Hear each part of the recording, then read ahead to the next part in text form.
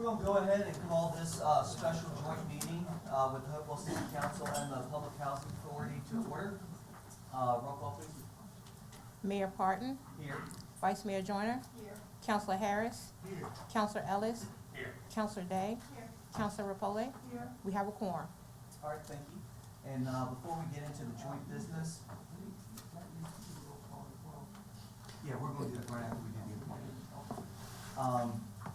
First item of business is to do the interim Ward 6 council appointment. Do I have a motion to appoint Mr. Malik Wheat to serve as the interim Ward 6 city councilor? Second. Motion's been made by Vice Mayor Joyner and seconded by Councilor Ellis. Is there any discussion?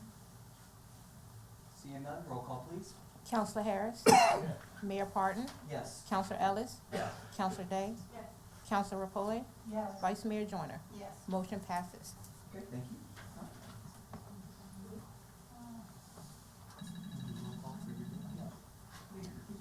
Just a moment. The director is in the restroom. As soon as she gets back out here, she'll do the Oh, roll okay. call for the HRHA. Okay. My apologies to her for drawing everyone's attention in the room to the fact that she's in the restroom. That's right, you won't be the first one that it's done to.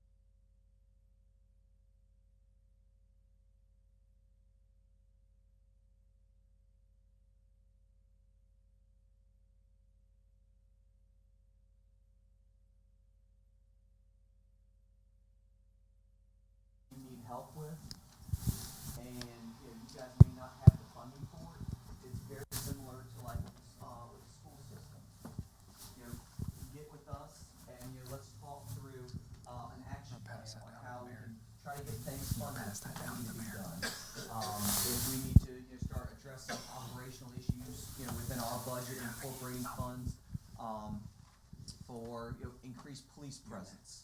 If we need to increase, crime prevention technologies, over there in the housing communities. We just need to, just have an open conversation. Oh.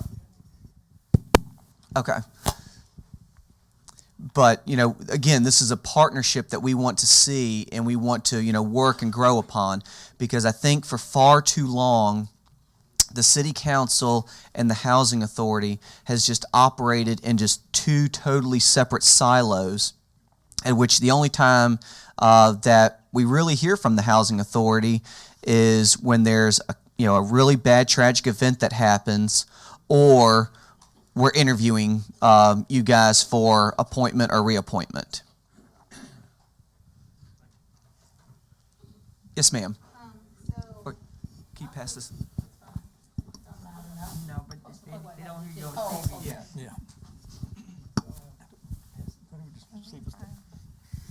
Hi, I'm new to the board, and I just heard you say that offering the city, our city manager, and also the attorney to assist our CEO with issues and things.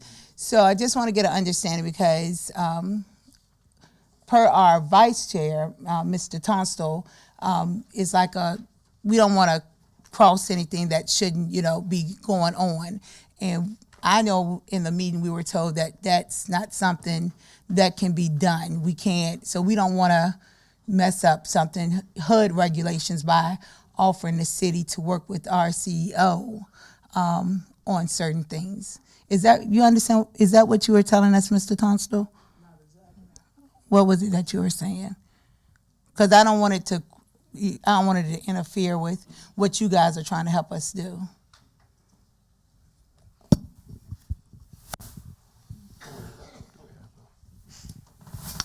Do you want to respond? Here we go.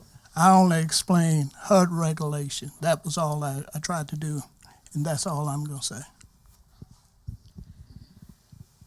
Okay, and well, I'll just open up. As I'm Brenda Pelham, as new chair of the Housing Authority as well, and we are welcoming the challenge to always improve anything in the city, and this commission is no different.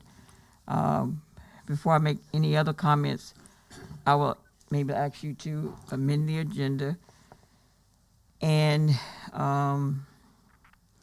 after that, Ms. Wilson will present the mold remediation that we intend to do.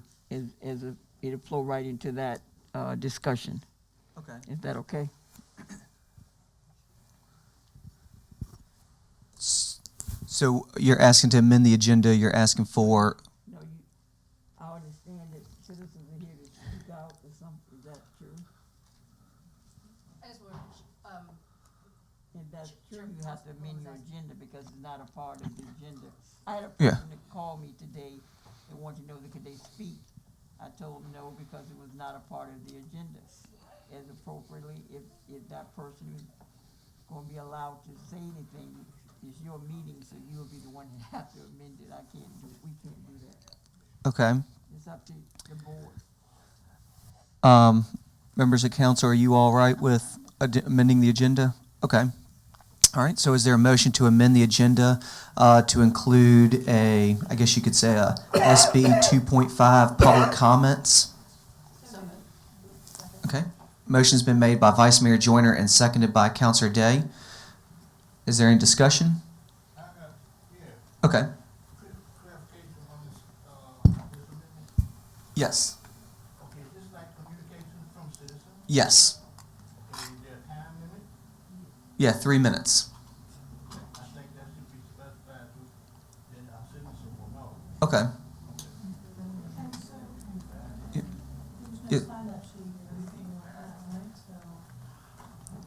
We can ask, the folks that, are here in the audience.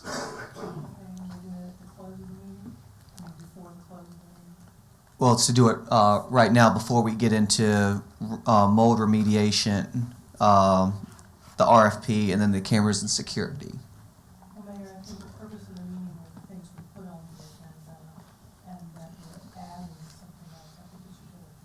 Okay. I mean, I'm fine with that. I mean, they have their regular meeting as well, so Mhm. they have the opportunity to comment in their regular meeting. This is just a special meeting. Okay. That, I know it's not appropriate, can I interject the fact that parents are here with children, and the reason I suggested we do it early because of that reason. Oh, I see. Thank you. Okay. So everyone's okay with doing this as like a 2.5? Yes. Okay. All right. Roll call, please. Counselor Harris, Yes. Mayor Parton, Yes. Counselor Ellis, Yes. Counselor Day, Counselor Repole, Yes. Vice Mayor Joyner. Yes. Motion passes. Okay. All right. Is there anyone in the audience that would like to come up and speak?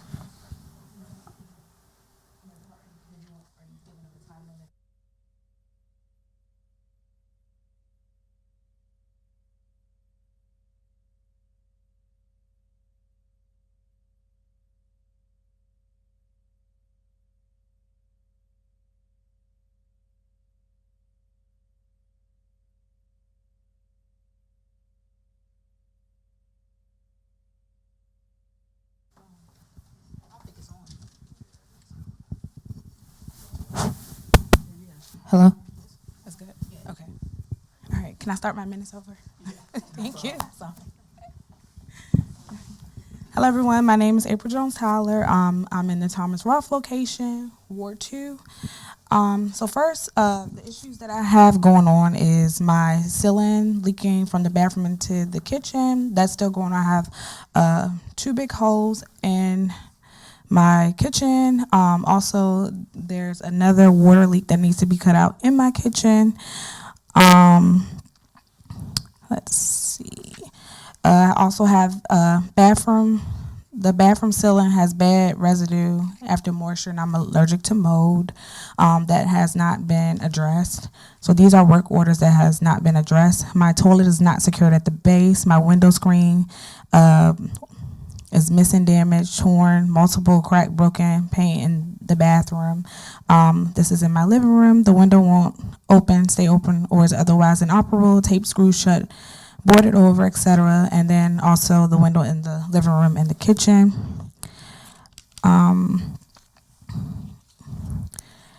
Okay. And is it okay to just show proof as well that I'm actually allergic to the mold? Can I pass that down? Yeah. Okay. Also, my unit has failed inspection. I'm gonna pass this down prior to me moving in. Also, there's a work order for a mailbox key that was never provided to me. And then also, there has been grievances that I've put in that I've been rejected from the housing board. There has been maintenance coming into my unit smelling like marijuana. I've addressed that to the property manager or the assistant property manager. Also, I would like to add, when they come in, they're conversing with me versus doing the work, so no work is being done. So there's work orders. They're saying that there's work orders, or they're not telling me specific things that they're doing when they're coming to complete these work orders. Just overall, things just are not being properly done. I'm having issues like as well with my lease. They're not providing everything in my lease. I have that here as well. And then as far as like communication, I asked to be transferred. However, I'm not able to be transferred for whatever reason. I've also asked for information on my project-based voucher. I'm still not receiving that. And it's just the overall treatment has just been poor and unfair. 3 minutes up. Thank you. You can leave it there just in case. Okay. Does anyone else like to speak? Yes, ma'am. Good evening, everyone. Y'all already know who I am. And I'm here to address some issues that I had back in May of last year. Can you still state your name? Oh, Dorothy Flowers, I'm sorry. I was in Ward 6. No, I was in Thomas Roth. That's Ward, when I was in over there, yeah. I'm not Thomas Roth. I had to square, I'm sorry. But anyway, I lived there. The first apartment when I first moved there in Piper Square, it was 1533B. I have pictures of all that too, but it's in my phone. So I fell down the steps over there and got hurt over there. My leg and hand were messed up. I already was disabled. So they moved me from there back over to the 1520 apartment B building. And yes, ma'am. Yes, ma'am. So after Mo was in there, Mo had got all in my furniture. And nobody still ain't saying nothing about my furniture. And then I had to go to the hospital. I already got counselor because I gave y'all the thing on about my cancer. So I went to my doctor the other day. My cancer done spread it, and I was spitting up blood and my nose bleeding. So I'm gonna have to go into surgery soon. And I supposed to did it back then in August. They kept prolonging housing, kept prolonging with me. And they supposed to did my apartment back in May. They did my apartment in November, and still the mold's still in that place. They never did them to put the ceiling up. Yep, and I mean, I ain't trying to hurt nobody. I mean, I'm keeping it real as gonna get. I ain't trying to put nobody down, but people need to respect people living in houses and people living in that mold. And that's been since 2019 when I filed a lawsuit against Hopewell Housing. They never got the mold out. And people do have rights. They living in that stuff. Some of my friends done died in them apartments behind mold. And I mean, it's sad. I ain't saying nobody ain't doing their job, but they need to do more than what they do. Because people getting sick off of that stuff. Then over there, other properties, I've been in houses since 1987. So, all the other them properties all over there, Tom Roth, they don't have no washing machine to wash their kids' clothes.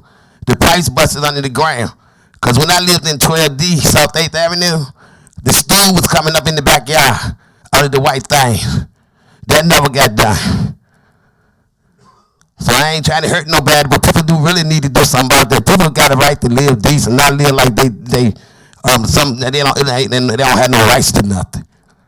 As long as you pay your rent, I'm gonna tell you, as long as I've been in houses since '87, I never missed down payment with my rent. Never. And I kept my apartments clean. So now I got another issue. I moved out December, gave my 30-day notice. Then I called about my $200 deposit, said I owe $500. How do I owe $500? And I paid my rent and I just stayed one day in January. First it was $1,000 and something. And I just moved there. Y'all people need to look into that too. How you gonna charge somebody some money they don't owe? And I appreciate y'all looking into that because that's not right. Because y'all, they messing up. Don't put other people on the burn like they owe something that they did wrong. Yes, sir. I'm ready to get a mic to y'all. But I'm keeping it real, though, because people need to stop doing that to people that live in their house. Thank you. Thank you, Ms. Flowers. Is there anyone else that would like to speak? Okay.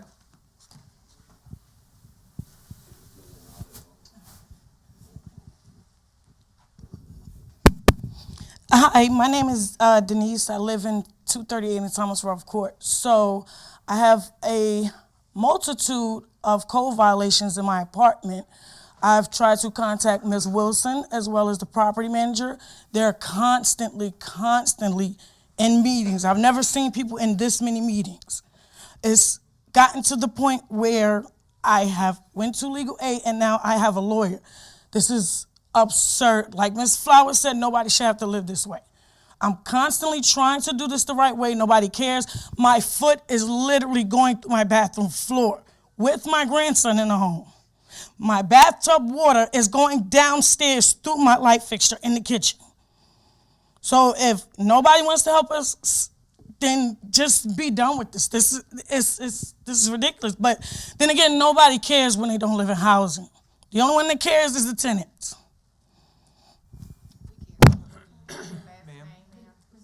My last name is not needed. Nothing's going to change, but my last name isn't needed. It's Denise. Is there anyone else that would like to speak?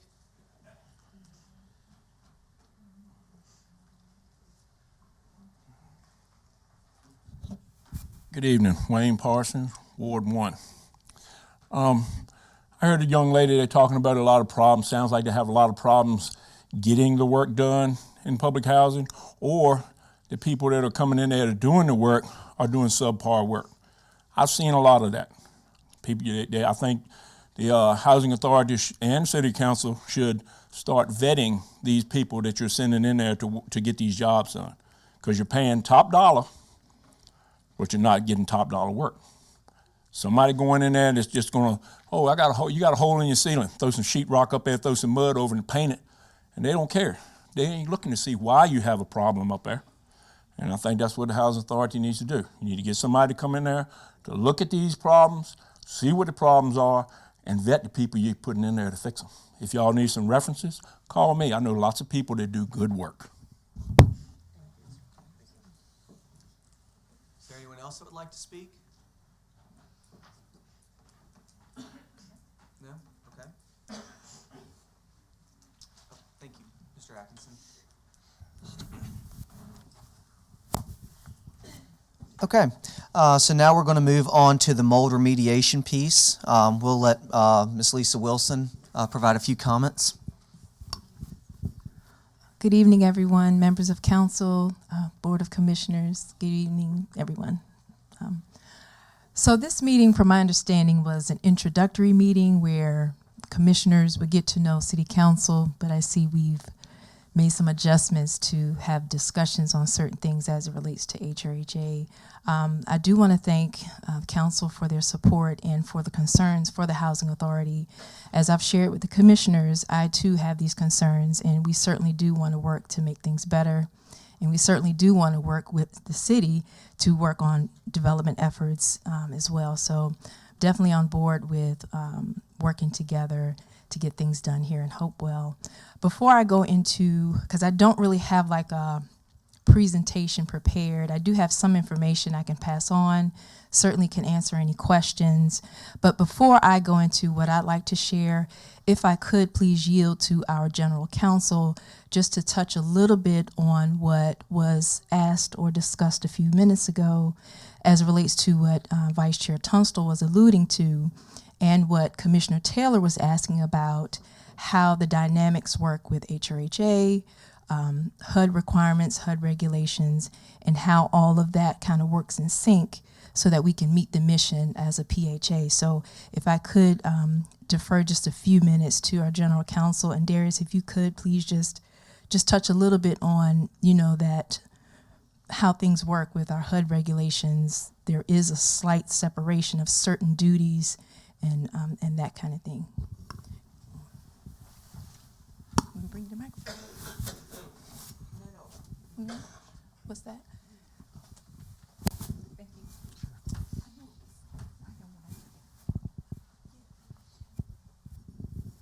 Thank you. Good afternoon, commissioners and mayor and city council. To just briefly address the issue that was raised earlier, I don't want to jump into and assume anything that Mr. Tunstall may have said or any potential miscommunication, but just as far as making sure that, our commissioners, that we are clear. Darius Davenport. So as far as the authority is concerned, and I think everyone in the room appreciates the fact that, under Title 36 of the Code of Virginia, public housing authorities are established. They're voted on and approved by the city. The city, as when authorizing the creation of a housing authority, once that happens, the remaining oversight, if any, that the city has for any housing authority is just the power to appoint and remove commissioners.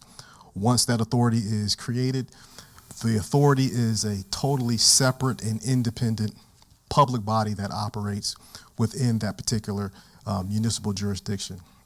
However, despite the fact that the authority may be separate, distinct, and totally independent with no oversight from any city council, town council, there still is cooperation, because traditionally, between the authority, any housing authority, and any city, town, council, there are common goals, common interests that this housing authority has, as well as that other municipal body that governs that particular jurisdiction. And so with that, I think it would be fair to say that just like any other housing authority within the Commonwealth of Virginia, I think the authority would welcome MOUs with the city when it comes to things that are of mutual interest. Those MOUs would outline, the services or support that are being provided and the limitations associated with the same. So I think, I believe, Commissioner Tunstall was referring to the separate and independence of the authority. However, we also recognize that within any municipality, the authority and the city, the goal is to work hand in hand in furtherance of, the betterment of the citizens in which both of them serve equally. So I believe that's, Lisa, is that what you need? All right. Thank you, Brett. Are there any questions? I think there's some confusion that, that anyone was trying to designate power away from the director to the city. I think that we were only offering the suggestion that the city be available to anybody on HRHA or to Lisa if she had any questions, if there was anything that she felt the city could help with. It was just a suggestion of, the city's available if we can be of some assistance, not we're going to take over and do anything. I think there's maybe a little misunderstanding there. All right. Thank you. Appreciate it. Any other questions? I think Ms. Fuller had one. Yes. Yeah, and I'll speak up because the reason you have the mic. No, you're good. The reason you have the mic is because there are folks at home who can't. That's true. That's true. Thank you for that. So, and as you mentioned, Mr. Davenport, and thank you for clarifying this. I think that from all the things that we're hearing across the board, there just needs to be a little bit more. I think we just need to. We're trying to, as commissioners and as a new commissioner, we're trying to see where we can have a little bit more transparency and a little bit more support, because there's so much coming out of housing that does need support, but also is in certain areas are doing good, but we would like to see a little bit more transparency. And if someone has more knowledge in an area that I don't have, then I'm going to go seek wise counsel. I'm going to go to somebody who knows a little bit better. So I think as a commissioner, my request was like, hey, is it possible that maybe you could sit with Mr. Bassett, or you could sit with Mr. Rogers or Ms. Jordan and see what they may know to be able to kind of support Ms. Lisa in areas that maybe she needs these supports, or maybe she's like, hey, I've got this, but there's some other areas that she may not know, or it was never an issue before. So that's where where my question of, hey, could it be possible to work with the city on these behalfs? Because there is a lot coming out of HRHA, and there's a lot coming towards us. And as someone new, when I say new, I mean as of November. So hearing all these different things, getting tagged and post on Facebook and different things, we're like, something's got to be done, and we can't keep reinventing the wheel. We got to do something a little bit different than what we've done before to get what we've never had. And that's kind of what we're all looking for collectively. I believe everyone, including Ms. Wilson, we're all looking for better. So that's what the request was coming from, was for betterment. Thank you. I appreciate those comments. And one of the things, I will say, in response, is just recognizing the fact that, I work with several housing authorities across the Commonwealth of Virginia. I've been representing housing authorities for, more than 15 years. And I'm pretty knowledgeable about the internal operations of not just HRHA, but a lot of different housing authorities and the struggles that they have been facing pre and post-COVID. All housing authorities are operating a little differently post-COVID. When we look at HRHA specifically, through that post-COVID time period, we had a very senior housing authority professional who retired. We had another housing authority professional that took the helm for a short period of time, had a very interesting tenure. And now Ms. Wilson is in the executive director seat. And so the goal of the authority has been to stabilize, rebuild systems, but then also it additionally becomes challenging when you get a brand new slate of commissioners, because we had a group of commissioners who had been somewhat trained on all of the various things that, starting with just the role of the commissioner as far as governance and policy versus management, just the traditional operating systems of an authority. But then in addition to that, there are the programs. There's public housing, there's HCV, there's mixed development, there's LIHTC, there's all kinds of things that young and brand new commissioners need to learn in order to be effective at the job. One of the things that Ms. Wilson has set up, we have training for our commissioners at the end of this month. We were trying to get to you guys a little sooner, but, scheduling, and we had some conflicts that intervened. And so understand and appreciate the fact that, the goal and the mission of the authority hasn't changed. But operationally, we're trying to do our best to get you all up to speed so that you understand your role, understand the programs, so that we can move out smartly together and accomplish the mission of the Housing Authority. Are there any additional questions? I'd just like to say that, I'm sorry about that.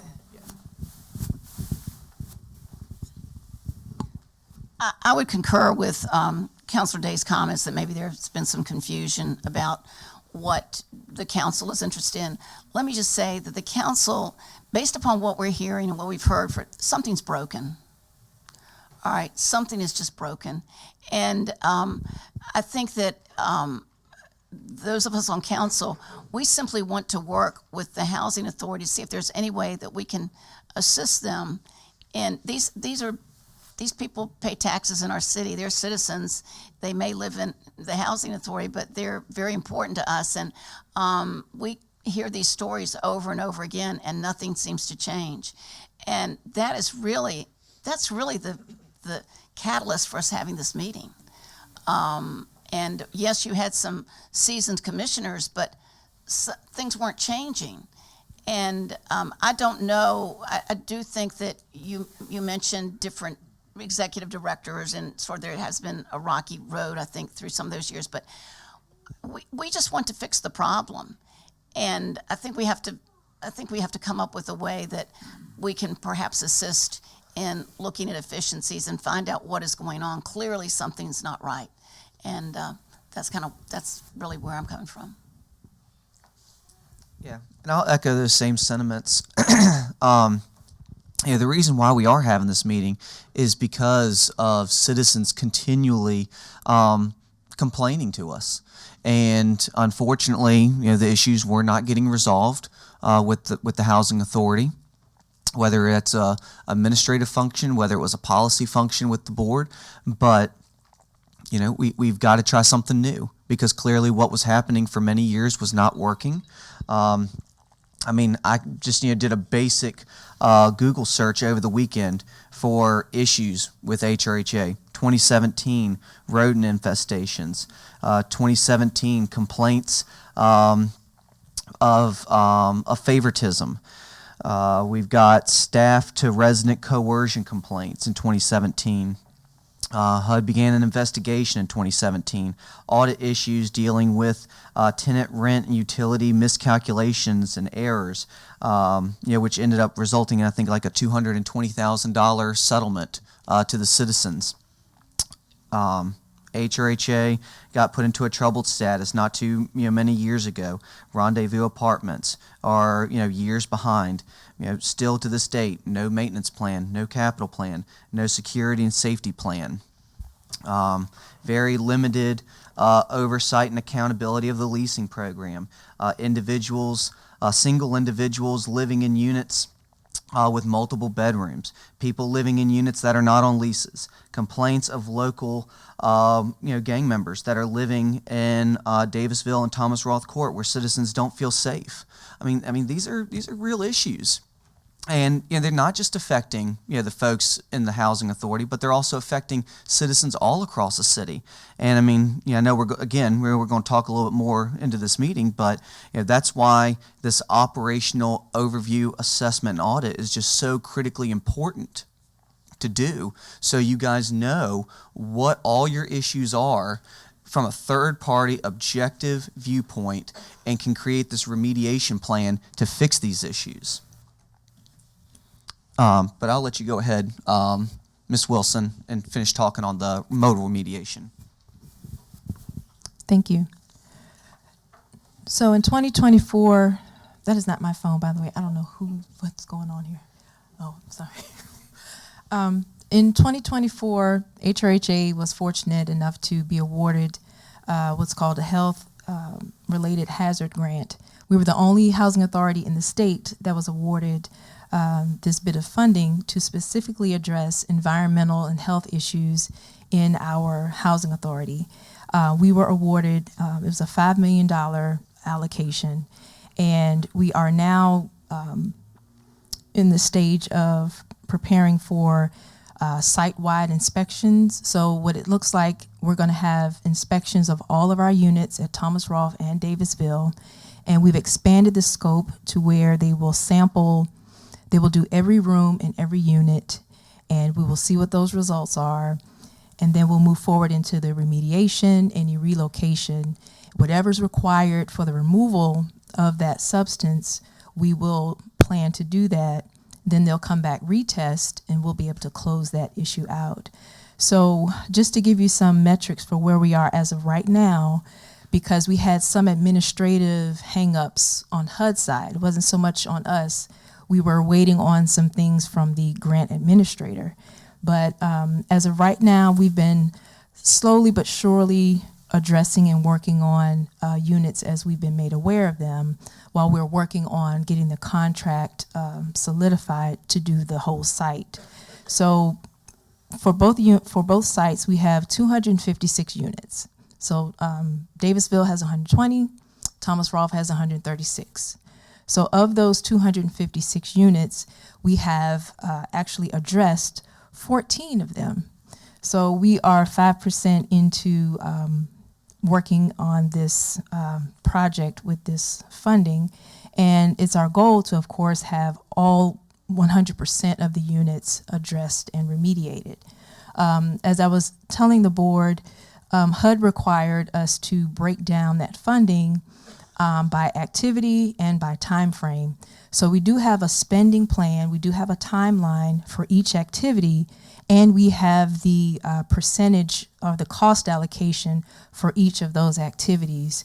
But our key outcomes, and again, just with the sentiments of council and our commissioners, our goal is to have safer homes, health protection, long-term prevention, so that if we're remediating the mold this year, we're hoping that working with the resident and our maintenance, the mold will not return the next year. So we're hoping that we'll have long-term prevention, definitely have resident engagement where the residents actually take some accountability, wipe down, after they're, if you're in the shower and that steam and that moisture, wipe it all down, open your windows, keep your areas clean.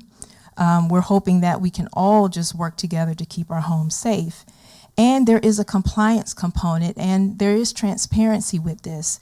As with all of our other grants, HUD does require us to provide all of the documentation of how the funds are spent, all of the procurement documents, any budget, planning, purchase orders, all those things that tie into the activities. There is a closeout process where HUD does review it. And I'll certainly keep the board apprised, as we go through each phase. So right now, we are in the assessment testing phase of this whole effort. And we're hoping once we get that contract and get everything in place, we're hoping to get it scheduled, get it moving, and do what we can as quickly as we can with that. But I will say, at this point, anytime, and I'm saying this for everyone to hear me in the room, anytime we're made aware of an issue that's suspected mold, because we're not mold experts, at any time we're made aware of that, we take the very next necessary steps. we do inspections, we do remediation, we do relocation if we have to, and then we come back in and we retest that. We have the documentation for those things, for all of our actions, and I do want to make that a point. Were there any questions about that?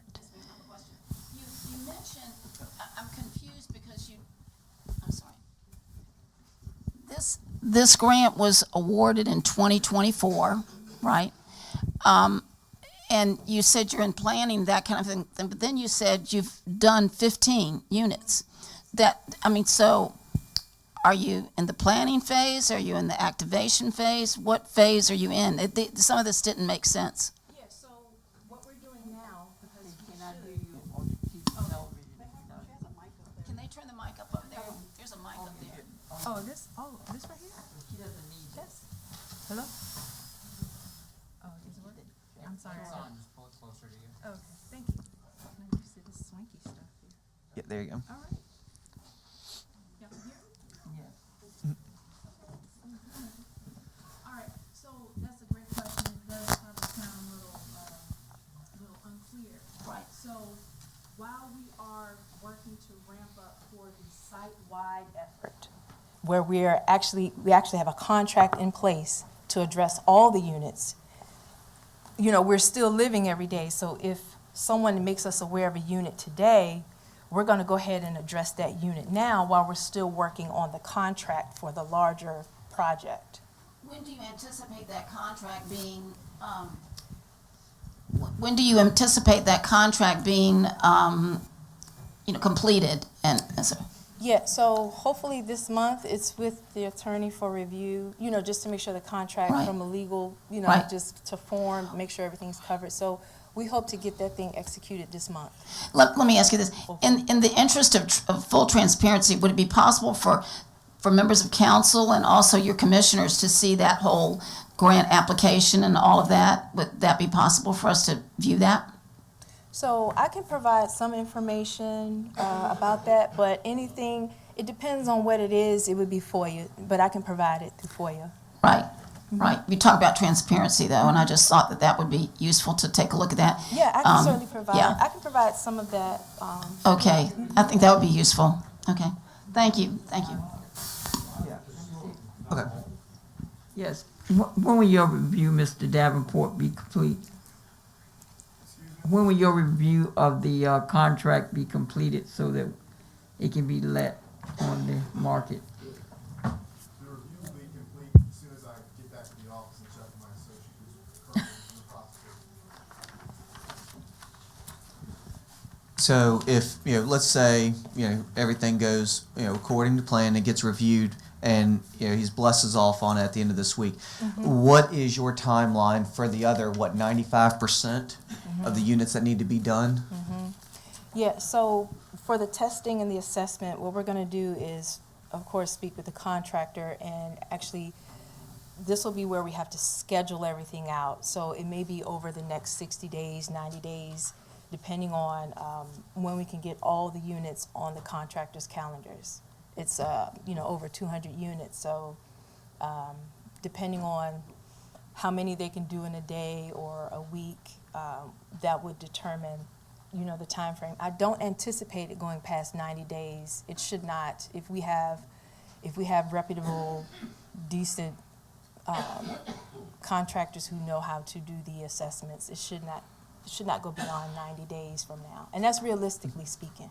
Okay. But $5 million is a lot of money. It is. Yeah. Yeah. And we were thankful. I think we were a little surprised that we got that much. But like I said, at the time, we were the only housing authority that was awarded that allocation that year. So we were just thankful that we have it.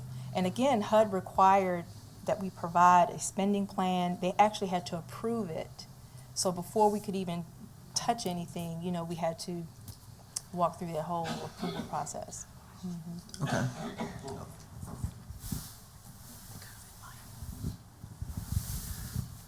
I just have a question. Does it normally take this long from the time that you get the grant till the time that you can actually use those funds to do, you know, what the grant was for. I mean, it just seemed like a long time between when it was received and when this started, you know, moving. Yeah, that's a good question, and I think one of the commissioners at our last meeting asked that. It normally does not take this long for us to be able to access money from HUD. Because this was a new program, a new grant, when I say there were some administrative tasks on the side of HUD, there were some things that HUD had to do, and it just, I don't know why it took so long. They had to, so our field office had to speak to the grant administrator in DC, the folks who actually put the program together. And it was a matter of scheduling, and it was just a lot. So I actually have a timeline from when we were actually awarded to when we were able to spend the money. As soon as the money was available, if you were to look at our timeline of everything, we started drawing the funds down. There were some things on the HUD side. It's a certain way that you have to work their system. It's a very old system, and it was just messing up, and they had to fix it. It was just on their side. Yeah. Thank you. Sorry.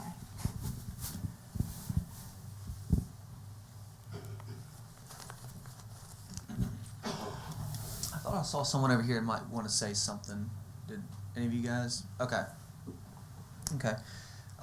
Are there any other questions for Ms. Wilson on the mold remediation plan?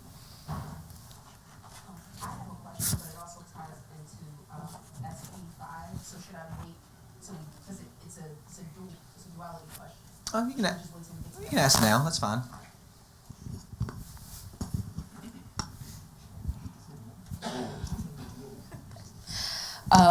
So, and Ms. Lisa, please, I just want to make sure I heard you correctly. So you said that there's 256 units Yes. between Thomas Rolfe and Davisville. Yes, but 3 of them are down, meaning HUD allows us, they're saying they're so bad we can't even occupy them. Okay, so there's Yeah. 3 so technically 253, because 3 we definitively know cannot be touched. So far, 14 have been addressed. Is that Yes. correct? Yes. Okay. How much money is left from the $5 million? Because that does not go very far. And I'm only going to use the M word because it's already been used before now. And I know last meeting we were told we can't really use that word as freely given the circumstances. So how much money is left to address the mold remediation from the $5 million? So we have about, and I'll share this, we have about 4.8 left. Okay, so we've used, give or take, 200,000. Okay. Is there like a mapping system that can be shown of where where we're going or where we've started, what's the progress going, so that way, you know, we can show the residents, because I think the word that we're all, and the thing that we're all striving for, and you've mentioned this as well, Ms. Lisa, is transparency. You know, to give more transparency so the residents can see, okay, so say we're at unit 5, but here in the next month, we're going to be through units 25.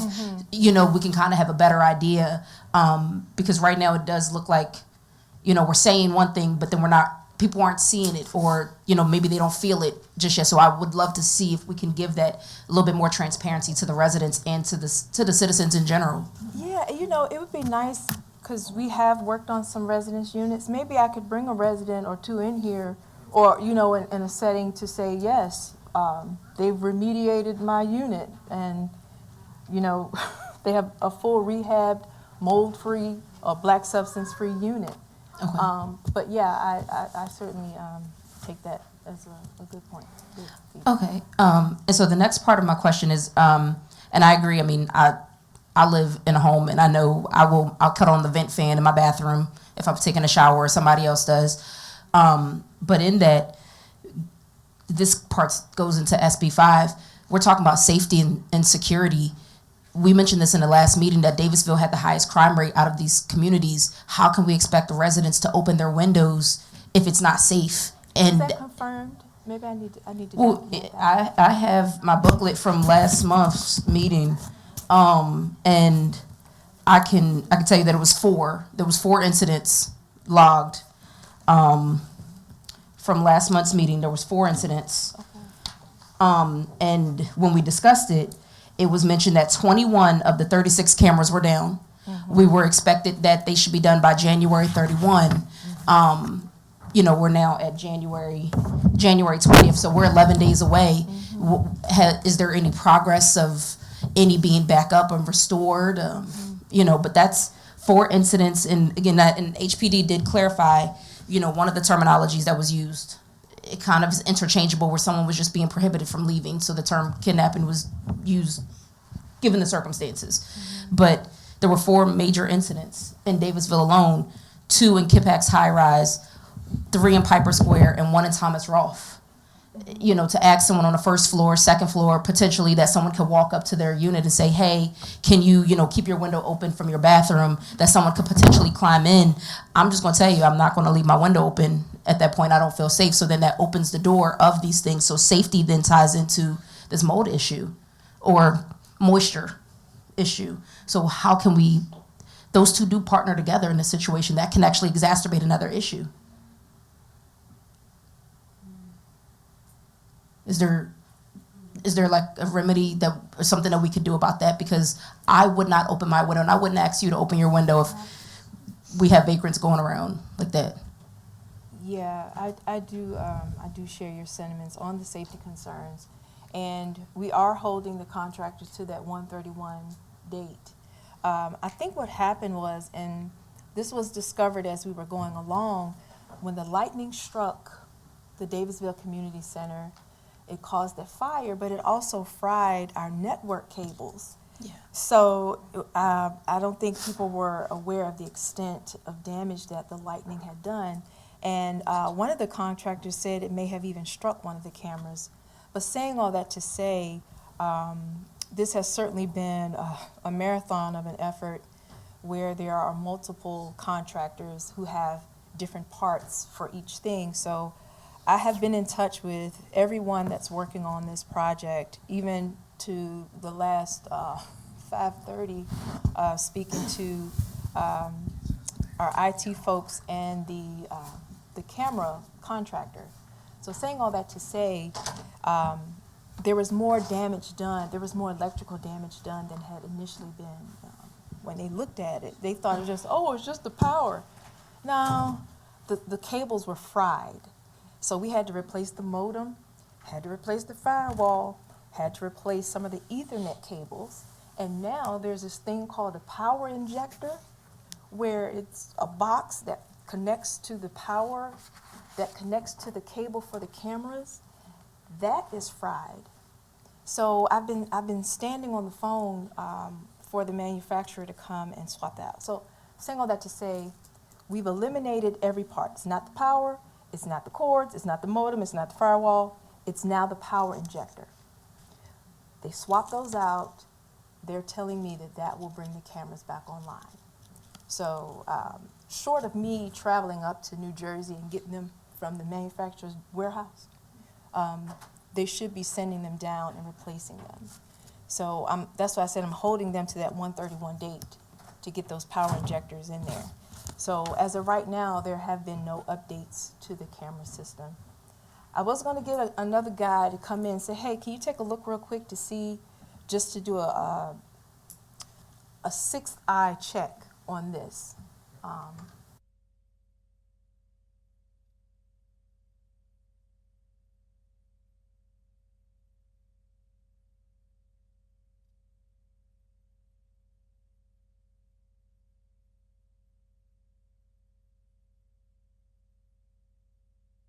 In our meeting, Ms. Wilson, and I see your concern, you said you'll even get on the line and do that. I know the cameras have been down since August. Yeah, the incident occurred. Yeah, the incident occurred in August, so the cameras been down since August. Some of them. Yeah. So if you look at the, like, because it gives you like how many days they've been down. Some of them have been down since that time. Yeah, and some of them, had not. Right. Like so, okay, so you said the January 31st. The January 31st date is the date that's projected for the cameras to be up and running with this new contractor that we had. Are they still sticking to that date for Daysville? They're sticking to the date. They seem to be optimistic that they can get it done. That'll get it done. Now it has required some, pushing them along. I went and visited the site. I was there one day, and I just saw the guys standing around. What y'all doing? You know, and you know, just staying on top of the whole process. So, And I can't remember from our meeting. I have them in my notes. That's Daysville. What about like Piper Square and Thomas Ralph Court? Are they going to also work, or are they on 100% cameras? Are working 100% in Thomas Ralph Court and Piper, or will they just, if not, will they just be hitting Daysville, or will they be hitting every development, getting that up? yeah, that's a good question too. So when they come down to look at Davisville, I've asked them to go and check Thomas Rolfe and Piper Square. We actually want 2 additional cameras set up in Thomas Rolfe and Piper Square just to have some additional visibility into certain spots, certain areas. But they will check all the sites when they come. But thankfully, Piper Square, there's only 1 camera that's out, and it's defective, so they have to swap it out. In Thomas Rolfe, 100% of the cameras were working the other day. I'll check it tomorrow. Yeah, sorry. Thank you, Ms. Lisa. Okay, we're going to take a 5-minute recess because we found out that we lost the audio. I'm sorry. Oh, Yeah, we lost, so they can hear these folks, but they can't hear us on this mic. So Austin is working on trying to fix that for us.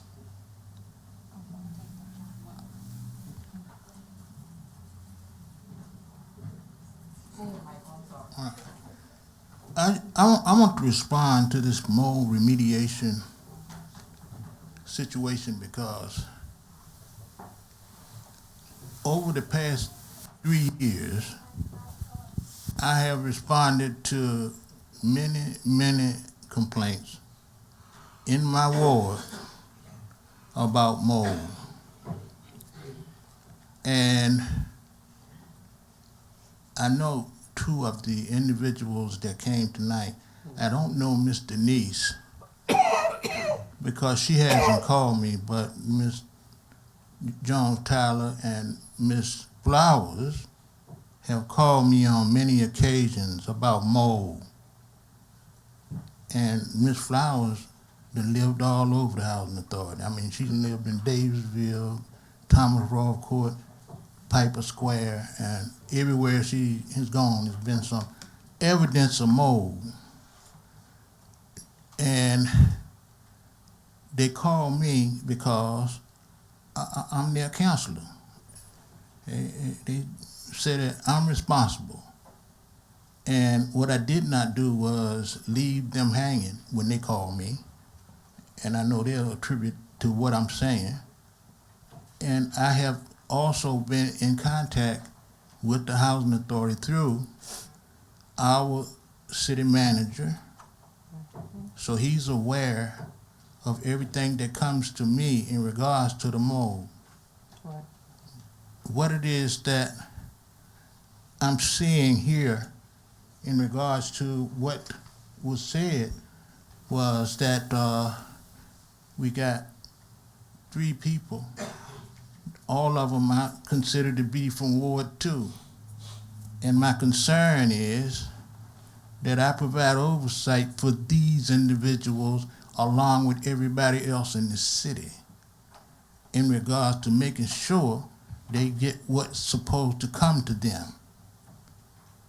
Now, what they're saying tonight here is that they got work orders that's not been completed. They have bad maintenance, and it's subpar work being done. That's what they're saying to me, and that's what they're saying tonight. So, all of the commissioners that we have here for the Housing Authority, I'm in approval of every last one of them. I approved each one of these individuals myself, and I approved them because I feel like what they need to accomplish, they can. If they have an understanding, okay? If there's training required, then let's do that. If there's some other things that they need, I'm in favor of them having that. But what it is that we cannot continue to do, and this is just not started. This isn't just started. I've been on this council for 3 years, going on 4. And I've been living in this city right here for better over half a century. So what it is that I would like to see, and we have it on our agenda in regards to something that the mayor mentioned to me earlier in regards to operational audit. Operational audit.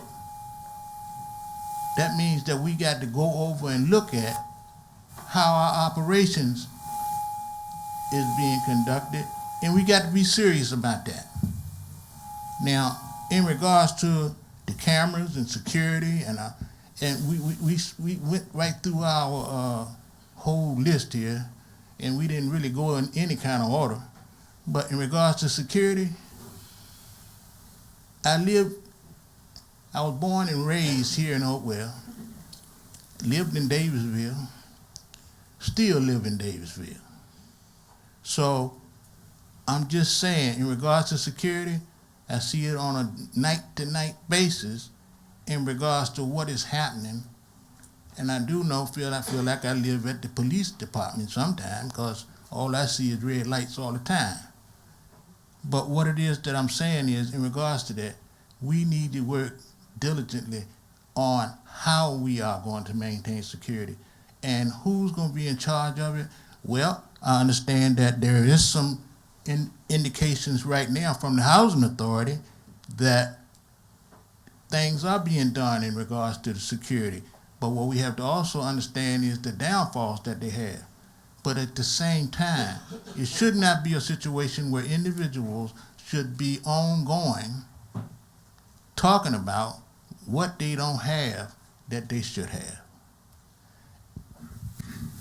And I'm hopeful that we can work with this new commission here. Mr. Mayor, Yes. may I say something? Sure. Okay. Well, they can hear you in your mic. Okay. I say something reluctantly, but I just can't sit here on this discussion any longer and not bring to light something that Mr. Harris said. We're talking about mold in these residence apartments. And this is something that I have, because of Mr. Harris, I have been personally involved in with Ms. April Tyler Jones and with Ms. Dorothy Flowers. In fact, I went to Ms. Flowers' house to observe directly the mold situation. It was an under impression, we talked about this, Lisa, that it was being taken care of, that steps were being taken to address these individuals.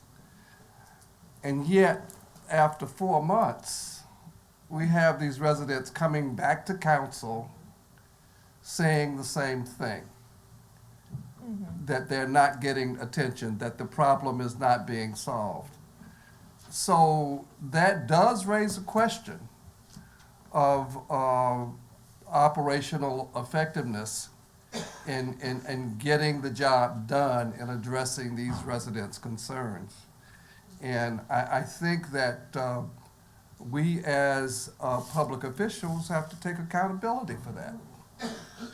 And the issue is, our job is to understand the issue and try to get the problem solved. And that's where we are failing here in terms of the Housing Authority with these. At least you've got 3 cases here tonight. 2 of them I'm very familiar with, where we've talked about it more than one time, and it hasn't been resolved yet. So the question I have, aside from the grant for mold remediation, do you have contractors, mold remediation contractors under contract with the Housing Authority that you could dispatch in these individual situations when residents present these cases to you? Yeah, so just to kind of address, some of your comments there. Yeah. So to address some of your comments, I do hope at some point that there is a perception that when issues are brought to management and staff, we make every effort to address those issues. There are times where when things are brought before our commissioners and to city council from persons we serve, there may be some things that are, some details that may or may not be conveyed. And, as the housing authority, there is confidentiality, and we do, even when there are times where we're being, not looked at in a very positive light, we do still ultimately protect, and we are here to help those we serve.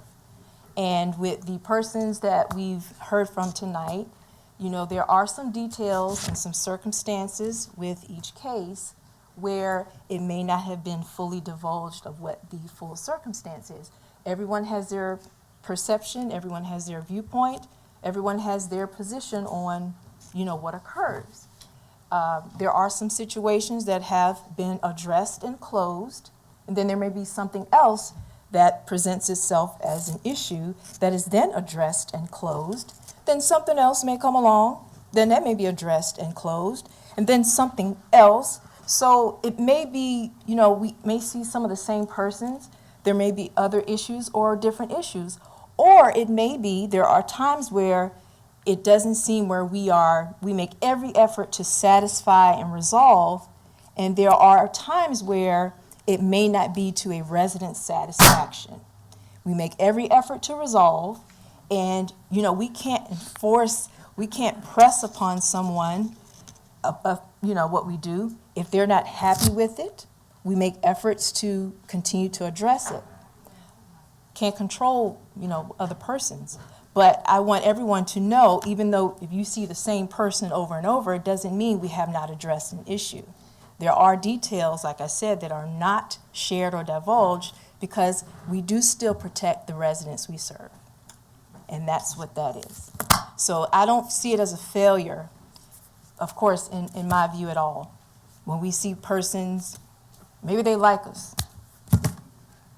And yet, what I'm hearing is that the same stories that we heard in May that we talked about, and either a problem is solved and it goes away, or it wasn't solved. And what I'm hearing from Ms. Tyler Jones and Ms. Fowler, that they still have the same issues from May. So we've got to bridge that gap and make sure that irrespective of the backstory, and I understand everything has a backstory, but the emphasis should be on trying to solve the problem for these residents. Yeah, I agree. And I will also say that it is a coordinated effort. It is a working relationship. The Housing Authority, we should do our part. We do have obligations, and we're certainly going to continue to address them. And I do thank the board for their support in this new era of really, really making an impact to change some things. It also takes the resident. The resident has to do their part. The resident has obligations. The resident is responsible for making sure their unit is clean. And I'm not trying to go down a certain path, but it certainly requires cooperation and everyone doing their part to get things done. I do take full accountability for things that the Housing Authority has not done very well. I do. And I know we have room to improve. But what I will say is that since I've so thankfully been appointed the position, we're making every effort to really change that. That's really all I'm going to say about that. I'm sorry, I might have missed the answer, but Mr. Rogers, you asked the question is, do you currently have contractors on staff like ready to call to address a mold? And I was doing my best. Yeah, we do, because we've worked on the 14 units. So we do have contractors that we do obtain to address those issues as they, as we're made aware. So yeah, the answer to that is yes. Okay. So, Ms. Wilson, what you're saying is when residents come and report that they have signs of mold, you are getting somebody, dispatching somebody out to check on the status of what's going on with the mold. You're not like holding off on it. You're saying y'all are dispatching out because it's people, and you have contractors that's going to these units to look into what's going on. That's correct. But I think, Hold on. So I think, what is being missed in the translation here is what Mr. Rogers is saying, that this is why, and this is a really good transition over here into item number 4, why, a review and an assessment needs to be done. This operational audit needs to be done because they will go through and they will look at all of your policies and procedures, everything. And then they can, determine, okay, here are some weaknesses that we're doing. Maybe, we're not doing the spot checks after the work's being done. I think Mr. Parsons made a very good comment where if someone has, water issues, they slap a little bit of, sheetrock back up, throw some paint right back on top of it, but you're not dealing with the actual, issue itself, you're going to continue to have problems over again. It's no different than if someone sees mold and they're like, oh, well, I'm just going to, wipe it down real quick and I'm going to throw some paint right over top of it. That's not going to solve the issue either, even though, people can say, oh, well, I took care of this. That's where I think these operational, issues can be resolved in this assessment, and that we can get a good get well plan that we can start educating the citizens on that. Okay, here's our new policies and procedures on how we're going to do this step by step, and I think this is going to solve a lot of issues that we're going to have. It certainly solved a ton of issues on the city side when we went through and did it. When Alvarez and Marcel came in from the state and they did our turnaround and stabilization plan, they identified things that nobody knew about on city council and the administration. And they got the plan. The Robert Bob group took the plan. They made some modifications to it, but they implemented it. And now we're looking at, we're only 2 audits away from being caught up. We have consistently shown improvement in our diagnostic bond rating tests. We've gotten very good kudos from the state on how well our finances have improved, how well our policies and procedures and controls have not only been adopted, but that they've been implemented. And it helps us. It has really helped us, and it's added more credibility to the city in now trying to get money from the federal government and from the state to do projects in Hopewell and to do economic development and trying to lift everybody up. That's what we want to see, with this RFP. Or, if you guys want to use the co-op agreement with the state and use one of their pre-selected and pre-vetted vendors. This is, just an opportunity more than anything to say, okay, we're going to clean the slate. We're going to make sure that we are going to come through and we're going to redo everything so we can become as efficient as possible. Yeah, and that's my goal as well. And I think I shared with the commissioners, the previous board, I do have a strategic plan for the Housing Authority. I do have a 5-year plan. I do have a timeline, and a part of that also, I would like to have an assessment done myself. Mm-hmm. So it's already a part of what I would like to do operationally. And that is a part of operations, which is under my purview. So I want to express that it's already slated to be done or to be done. Yeah. Well, we when we met, this past summer, Mm-hmm. and we talked about this, it made it sound like that this was, coming to fruition. And, when did we meet? Was it August or September? In September. In September. So, we fast forward into October, never heard anything. Fast forward into November, we had members on the commission that wanted to see something like this come up. December, same thing. We had commissioners say that they wanted to see this operational audit or a turnaround plan done. And they got told it had to be put on the agenda, that they just couldn't talk about it right then and there. Well, then we come to the meeting here in January, and 3 members reach out to the administration and to the board leadership, and they ask for it. It doesn't get done, and Yeah, so I think, when it comes to the timeline and time frame, HRHA, we determine our own time frame for, when we plan and have things done. And it's a part of the plan, so it will be in progress. Simple question. yeah. Yes, sir. If it's part of the plan, what's your projected kickoff? I'll get back with you on that. Okay, all right, so it's not planned yet? If I I'll get may, back with you on that. Oh, Mr. Mellon. if we're all in agreement to move forward with this plan, can we make a motion tonight? So, just if I could, because that is under the operational purview and the way it's being, one could look at it like it could be political, some kind of political, whatever the language is.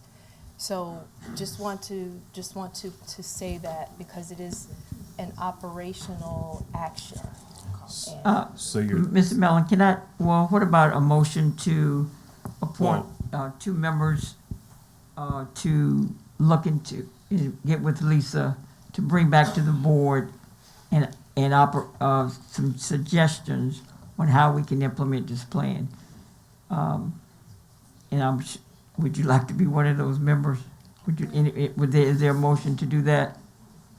Well, what I'm getting at, Ms. Lisa said that she has a plan on moving HRHA forward operational. So She has a plan, but So this if question is, I think a subcommittee needs to meet with her, and she provide those 2 members an avenue of what her plan is, I guess, instead of, because we don't have a 1 meeting a month unless y'all want to have a special meeting.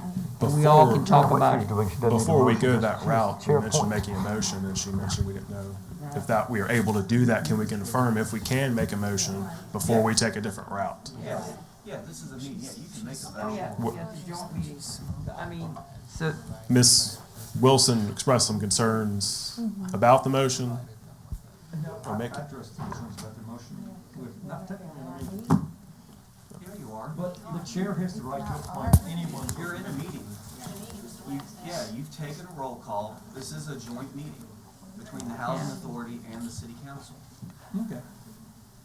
Okay, so But if it was in my purview, then I would like to entertain a motion to appoint.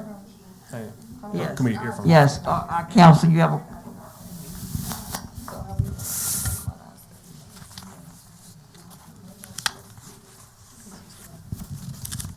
So as far as the motion, as I heard, and correct me if I'm wrong, the issue that's currently being addressed is an operational issue of the Housing Authority.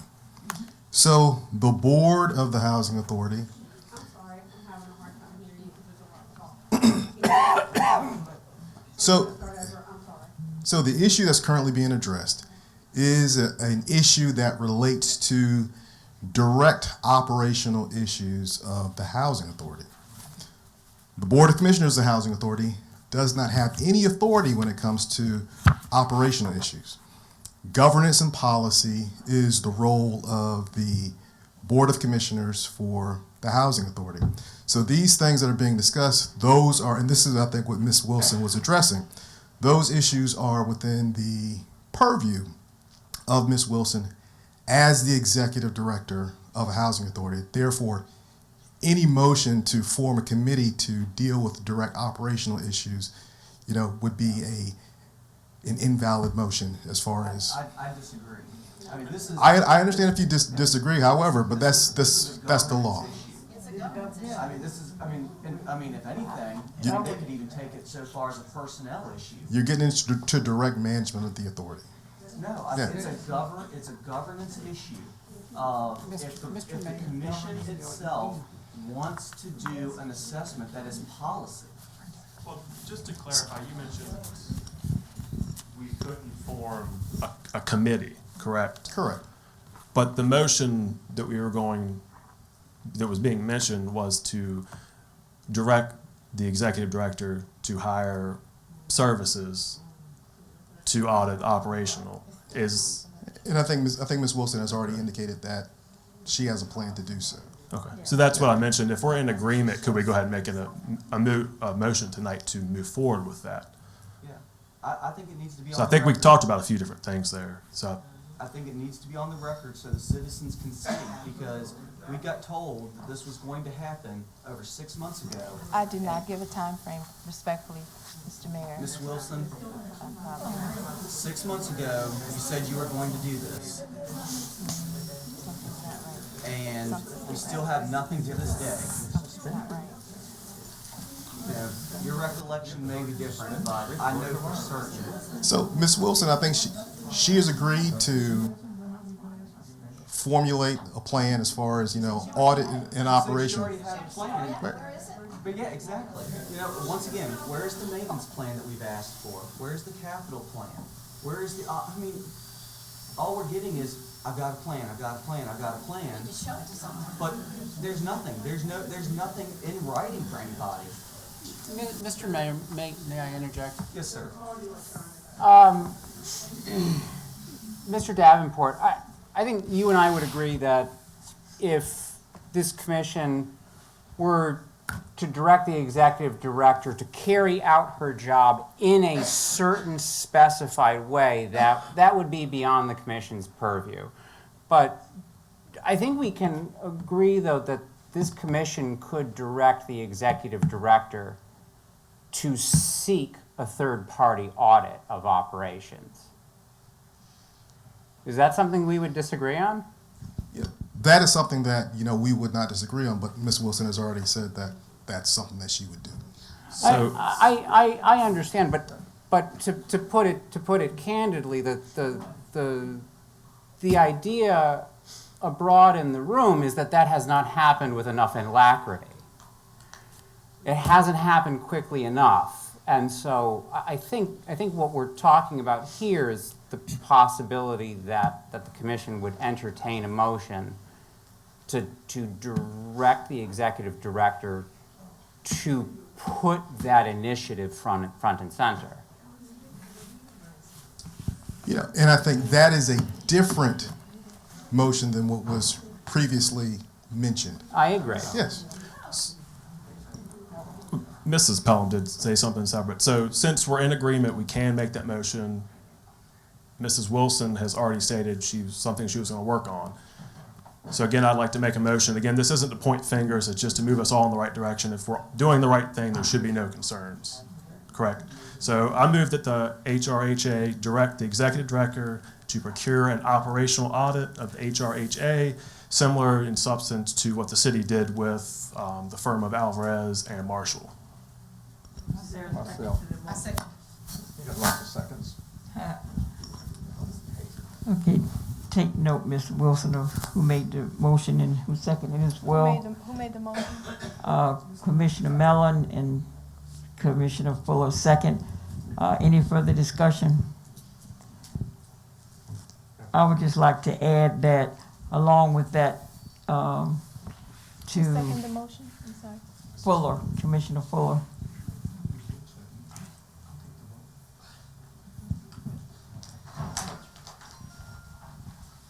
Is there an amendment to add, to give you an opportunity to volunteer who would like to work on that? We can't create any type of subcommittee, so we'll all be working on it. Okay, so we'll have a special meeting, I would imagine. Well, you guys got to approve it at the very end. Okay, so think about when you can meet this month so we can get that done. And, yeah, I know, I'm just doing discussion. All right, any other discussion? Roll call, Ms. Wilson? I got it. You got discussion? Okay. Mr. Go. Tustle? No. Ms. Greenhouse? Yes. Ms. Pelham? Yeah. Okay. Ms. Pelham? Yeah. Mr. Wagstaff, yes. Ms. Taylor? Yes. Was that a no or yes? Yes. Yeah, okay, thank you. Mr. Mellon? Yes. Ms. Fuller? Yes. Okay, carries. I'll give this to you. Motion carries 6-1. Okay. So moving into our last item of business, talk a little bit more about the cameras and the security of the HRHA properties. Ms. Wilson, I know that you have answered some of the questions that Ms. Fuller had earlier about this. I know this was one item that was a big concern with Councilor Day. Did you have any more questions, Councilor Day, on the security cameras or public safety over there in the housing communities? Just that, I'd like to see this done by the 31st, like was discussed. I mean, and I agree with Commissioner Fuller that, we can't have these cameras out. I mean, we're having a large amount of crimes going on in these areas, and I have people that have reached out to me from Piper Square, from Thomas Walk, and stories of, people that are, especially older adults, that are afraid to even leave their house past 3 o'clock. Moms that can't let their kids go outside and play. So it's paramount that these cameras always work. If they're hit by lightning, if something happens, it just needs to be a very quick turnaround, because in the meantime, things are happening that shouldn't be happening. And right now, we're getting ready to come up on the summer months where these crimes pick up. So it needs to be 100% done and online and working before we hit the spring and summer. It's got to be done. Okay. Just send that, yeah, you got one in front of you. Oh, that's what it was. I know it was 2. You keep one, we keep one. So, I mean, now this may be a little ignorant, so I do apologize. So this is a question that Ms. Lisa may or may not know, and the chief is here. Chief Taylor may or may not be able to ascertain if this is something we could do. But I come from a big city. Being from Philly, I can tell you after I spent the whole weekend in Philly. I'm sorry, ma'am. So my question is it possible that our housing authority can have like officers designated for this area? Like, is that possible to hire or something? Because other localities do have public housing authority police officers just patrol their area. Yeah, so I've asked Chief Taylor that a couple times.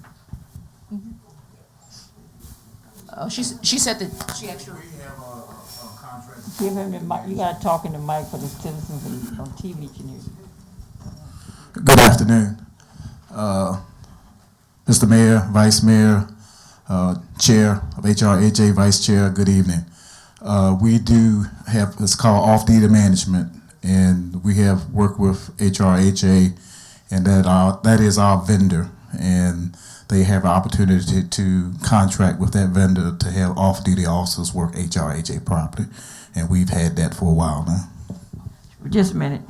Are there any other grant opportunities that either one of you have come across? Like, I've been through the system where the officers actually lived in housing and where they used to have walk patrols. Yes, ma'am. And all that. So we are you pursuing any of that? Yes, ma'am. We do have that opportunity, and that has been communicated with the officers. And as of right now, we do not have any officers that are willing or do not have any interest in living in HRHA. And there are no state or federal grants that will allow. Oh, never mind. So they don't want to live there, so it doesn't matter. Okay.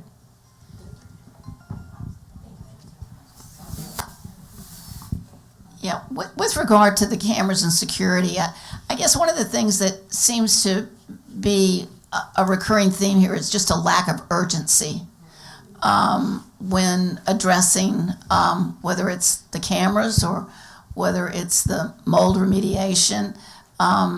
we've been told that there's a plan and a strategic plan, but I don't think I know we have not seen it.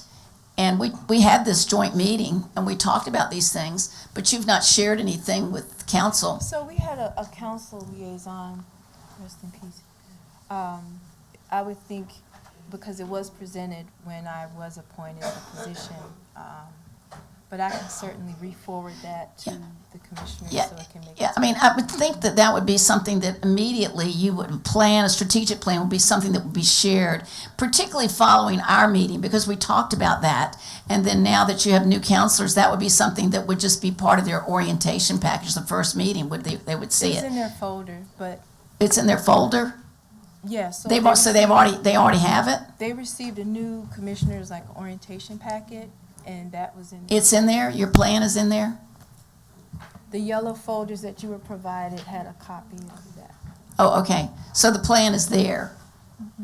Okay, so all right. I can provide it though, but I understand what you're saying. It should have been provided. Yeah. I just would, I would love to see that. That would be great to see that in a strategic plan. But once again, it's just a lack of urgency and the fact that here we are. The lightning strike occurred months ago, and that should have been addressed right away. So it's kind of, here we are. It's January, not done. So I just wanted to make that comment. Thank you. Yeah, and then with the process, you have the claims adjuster. They have to schedule the coordination of, right. The contractors procuring all of that. I do appreciate the hoops you have to jump through to do those kinds of things. I'm sure there are some things, but I do think, just generally speaking, it seems to be just a little bit. If you could press the accelerator a bit. Okay, thank you. Are there any other questions from commissioners or members on council on the cameras and security? Okay.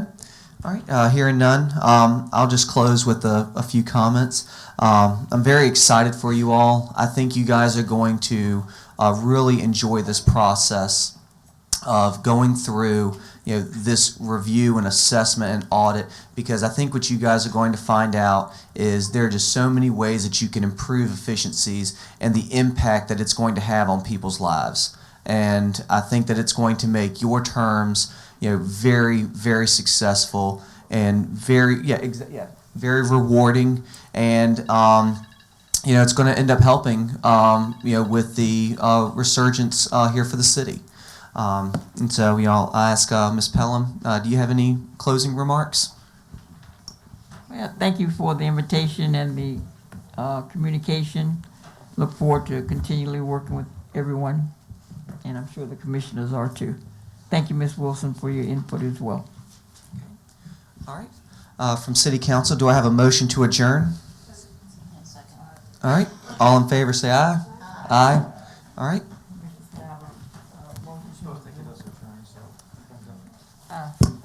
I have also a motion to adjourn, commissioners. Second.